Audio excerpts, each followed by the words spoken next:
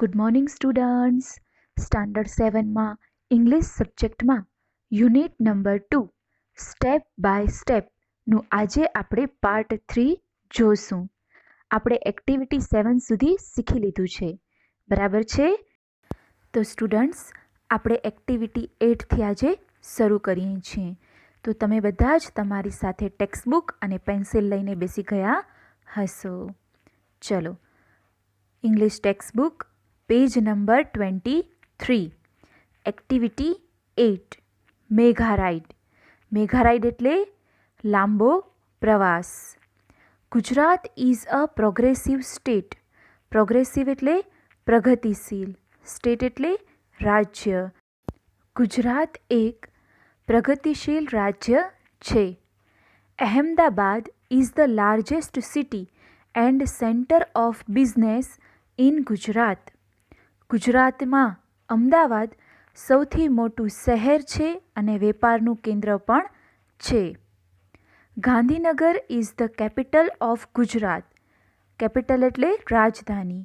ગાંધીનગર એ ગુજરાતની રાજધાની છે. About 50,000 people every day travel between these two capitals, old and new. દરરોજ લગભગ 50,000 લોકો આ બંને રાજધાનીઓ કે જે જૂની અને નવી છે એની વચ્ચે પ્રવાસ કરે છે. So we need a good transport facility. Transport એટલે પરિવહનની વ્યવસ્થા, બરાબર? ફેસિલિટી એટલે વ્યવસ્થા. તો આપણને એક સારી પરિવહનની વ્યવસ્થાની જરૂર છે. The government of Gujarat planned for a new railway project. Gujarat સરકારે એક નવી રેલવે યોજનાનું આયોજન કર્યું છે. The government started a ₹2,000 crores company for that project. સરકારે તે યોજના માટે ₹2,000 કરોડની એક કંપની શરૂ કરી. The name of the company is MEGA, મેઘા. આ કંપનીનું નામ છે મેઘા, જેનું ફૂલ ફોર્મ થાય છે metro link express for Gandhinagar and Ahmedabad.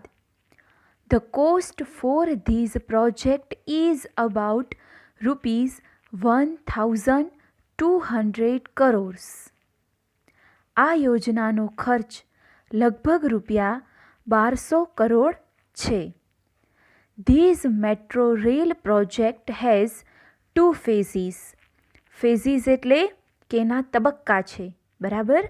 આ મેટ્રો રેલ યોજનાના 2 તબક્કા છે. In the first phase, there will be 3 lines. પહેલા તબક્કામાં 3 લાઇન હશે. North south corridor, East west corridor and underground corridor. ઉત્તર દક્ષિણ કોરિડોર, કોરિડોર એટલે રસ્તો, પૂર્વ પશ્ચિમ કોરિડોર અને અંડરગ્રાઉન્ડ એટલે કે ભૂગર્ભ corridor. Total length of all the 3 lines will be 76 kilometre. ત્રણેય લાઇનની કુલ લંબાઈ 76 કિલોમીટર છે. The north-south corridor will connect Ashram road to Gandhinagar. ઉત્તર દક્ષિણ કોરિડોર એટલે કે રસ્તો આશ્રમ રોડને ગાંધીનગર સાથે જોડશે. This corridor will be 32.65 meters long. આ કોરિડોર 32.65 કિમી લાંબો હશે. It will start from APMC વસાણા on National Highway 8A. તે નેશનલ હાઈવે 8A પર આવેલ વસાણામાં APMCથી શરૂ થશે. It will pass through Vasna, Paldi, VS hospital and town hall. તે વસાણા, પાલડી, VS હોસ્પિટલ અને ટાઉન હોલથી પસાર થશે. These line will cross the east-west corridor at income tax junction. આ લાઇન ઇન્કમ ટેક્સ જંકશન પર પૂર્વ પશ્ચિમ કોરિડોરને મળશે. It will run a little left near Koba circle and will run towards Gandhinagar. Koba સર્કલથી થોડી ડાબી તરફ વળી તે ગાંધીનગર તરફ જશે. There are 2 more junctions on this line, Infocity and gift city. આ લાઇન પર બીજા 2 જંકશન છે, ઇન્ફોસિટી અને gift city. There will be 31 stations on this corridor. આ કોરિડોર એટલે કે રસ્તા પર 31 સ્ટેશન હશે. Now let us go on the east-west corridor. હવે આપણે પૂર્વ પશ્ચિમ કોરિડોર પર જઈએ. It will start from Kalupur. તે કાલુપુરથી શરૂ થશે. It will run through the main areas of Ahmedabad. તે અમદાવાદના મુખ્ય વિસ્તારોમાંથી પસાર થશે. Then the line will turn south towards IT circle. પછી આ લાઇન IT સર્કલ તરફ દક્ષિણમાં વળશે. It will go towards commerce crossing. તે કોમર્સ ક્રોસિંગ તરફ જશે. Thaltej crossing will be the last station of this route. આ માર્ગનું છેલ્લું સ્ટેશન થલતેજ સ્ટેશન હશે. It will be the terminus on east-west corridor. તે પૂર્વ પશ્ચિમ કોરિડોરનું ટર્મિનસ હશે. Total length of this line will be 10.90 kilometre.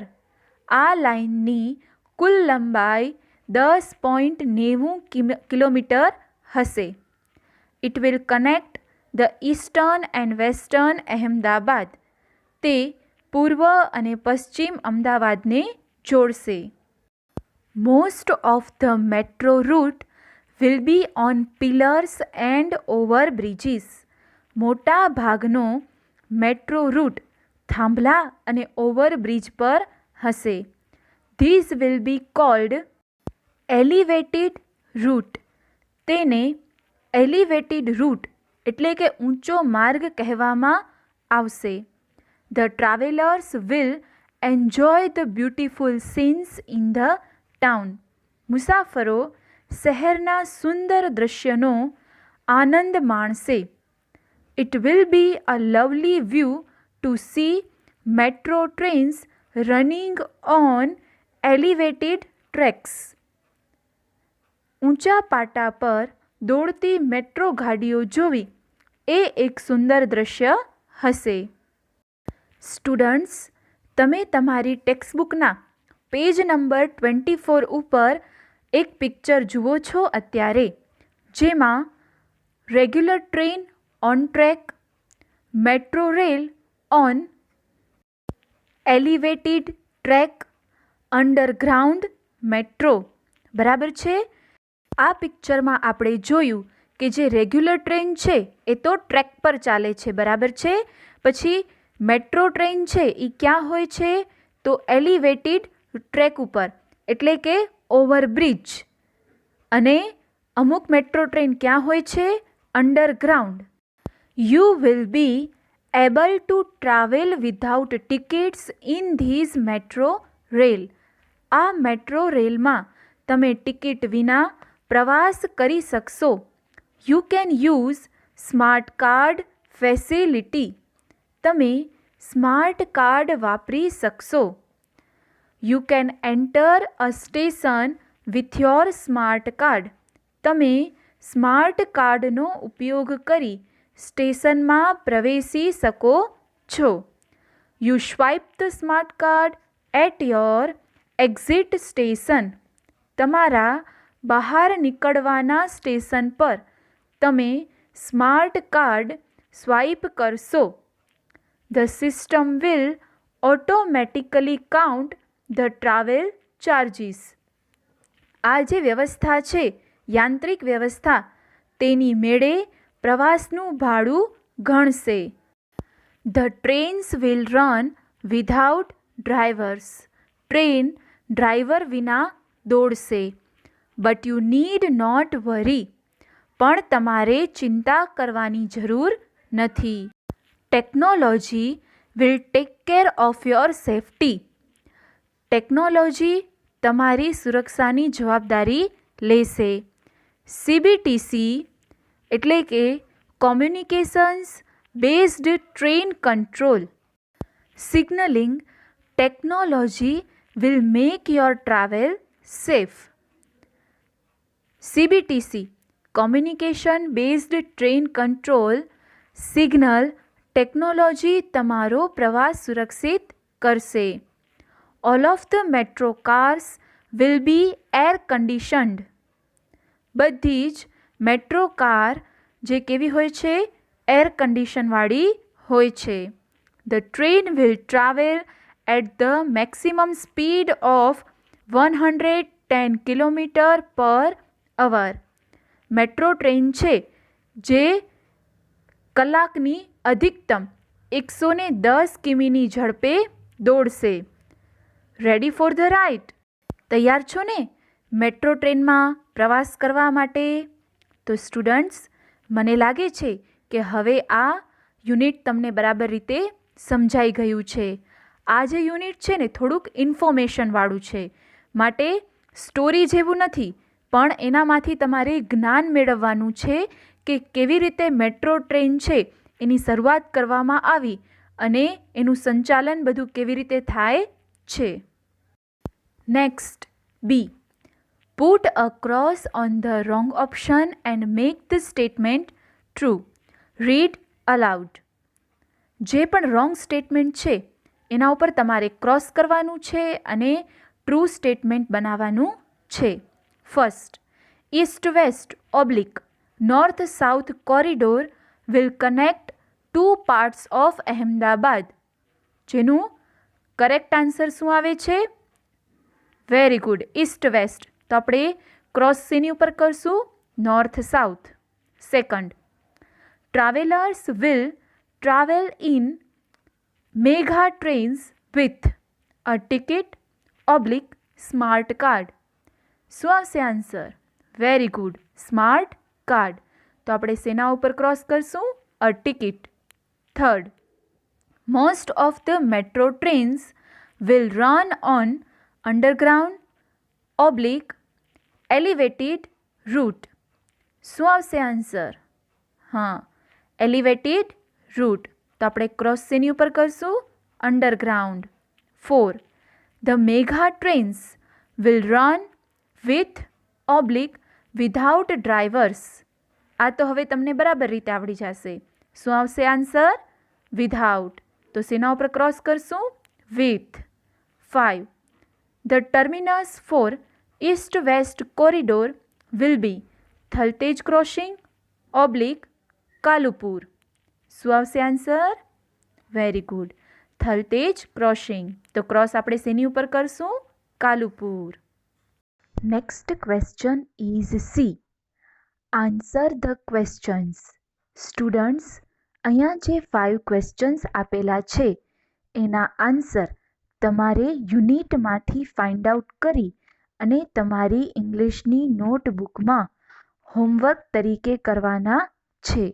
હવે તો તમને યુનિટ પણ બરાબર સમજાઈ ગયું છે, એટલે તમે પ્રશ્ન વાંચતા જશો એવી રીતે તમને એના આન્સર પણ મળતા જશે અને એ આન્સર તમે તમારી નોટબુકની અંદર લખી નાખશો. Next question is D. Former president of India doctor APJ Abdul Kalam will meet students at Mahatma Mandir on 15th January. You will reach Ahmedabad from your place. Which mega route will you take to reach Mahatma Mandir? Students, તમારે વિચારવાનું છે કે આપણા former president, બરાબર, ઇન્ડિયાના doctor APJ Abdul Kalam, કે જે વિદ્યાર્થીઓને મળવા માટે કઈ જગ્યાએ આવ્યા છે? મહાત્મા મંદિર, 15 જાન્યુઆરીના દિવસે. તો હવે તમારે અમદાવાદ પહોંચવું છે, બરાબર, તો તમે કઈ મેઘા રૂટનો ઉપયોગ કરીને મહાત્મા મંદિર પહોંચો છો એના વિશે તમારે વિચારવાનું છે. Next, activity 9A. Work in groups of 4. Plan a one-day trip with low cost and lots of fun. Select an option for each question.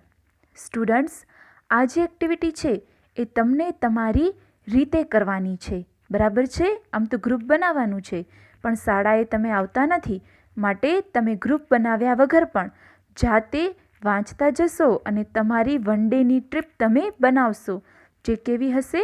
Low cost, જેના રૂપિયા ખૂબ જ ઓછા થશે અને તમને મજા પણ ખૂબ જ આવશે. તો એના ક્વેશ્ચન રીડ કરતા જજો અને સાથે સાથે શું કરશો? જે તમને બરાબર આન્સર લાગે એને કરેક્ટ કરજો, બરાબર. અને ત્યાર પછી અમુક કોસ્ટ છે જે તમારે સામે લખવાની રહેશે. તો એક્ટિવિટી 9 પણ તમે તમારી રીતે તમારી ટેક્સ્ટબુકમાં પેન્સિલની મદદથી કમ્પ્લીટ કરી લેશો. Next, B. You have started a company of biscuit, chocolate, bike, clothes. Prepare a logo for your company. હવે સ્ટુડન્ટ્સ, આ જે લોગો છે એ પણ તમને તમારી નોટબુકની અંદર બનાવવાના છે, બરાબર. પણ તમે એક જ લોગો બનાવશો.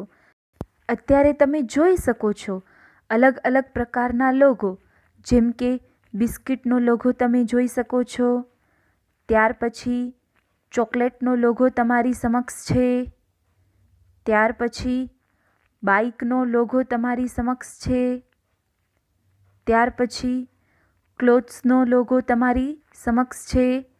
તો આ બધા જેટલા પણ લોગો તમે જોયા, આ તો તમારા માટે ઉદાહરણ તરીકે હતું, બરાબર છે. પણ તમે આનાથી અલગ તમને મનગમતો એવો કયો લોગો બનાવો છો એ તમારે વિચારવાનું છે. અને આ 4 ટોપિકમાંથી કોઈ પણ એક ટોપિકને પસંદ કરી તમારે લોગો તૈયાર કરવાનું છે અને તમારી નોટબુકમાં એને ડ્રો કરી અને પેન્સિલ કલર પણ કરવાનું છે. ત્યાર પછી આપણે જે યુનિટ સમજ્યા જેનું નામ શું છે? તો એનું નામ છે મેઘા રાઇડ, બરાબર. એમાંથી તમારે 20 ઓર મોર ધેન 20 હાર્ડવર્ડ્સ તમારે ફાઇન્ડ આઉટ કરી અને તમારી નોટબુકમાં લખવાના રહેશે. તો સ્ટુડન્ટ્સ, અહીંયા આપણું unit number 2 step by step complete થાય છે. આ યુનિટ હવે તમને બરાબર સમજાઈ ગયું હશે અને જે પણ હોમવર્ક તમને મળ્યું છે એ તમે તમારી નોટબુકની અંદર કમ્પ્લીટ કરી લેશો.